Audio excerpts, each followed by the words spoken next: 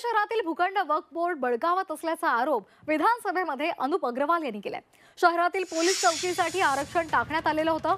त्या जमिनीचा मोबदला संबंधित व्यक्तीला देण्यात आला। मात्र त्यानंतर 2023 साली अचानक वक्फ बोर्डाचं आरक्षण टाकण्यात आलं।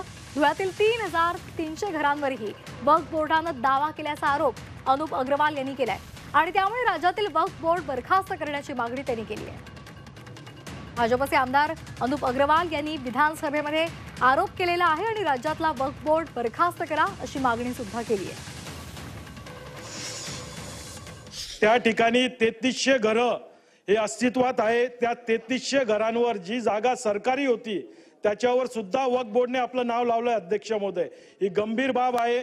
माझ्या जिल्ह्यात जवळपास 117 जागांवर वक्फ बोर्डाचं नाव लागलंय आणि 33 जागांवर जवळपास अध्यक्ष महोदय माझ्या शहरात वक्फ बोर्डने 2023 नंतर नावं लावली। अध्यक्ष महोदय, अध्यक्ष महोदय, शेवटचा मुद्दा अध्यक्ष महोदय, बस एकच मिनिट। ज्याप्रमाणे 2 दिवसापूर्वी या सभागृहाचे वरिष्ठ सदस्य यांनी सिद्धिविनायक ट्रस्ट मध्ये सर्वसमावेशक असे सदस्य असलं पाहिजे अशी विनंती केली, त्याचप्रमाणे माझी विनंती अध्यक्ष महोदय का महाराष्ट्राचं वक्फ बोर्ड बरखास्त करून त्या ठिकाणी सर्वसमावेशक सदस्य नेमावे अशी आपल्यास विनंती। धन्यवाद अध्यक्ष महोदय।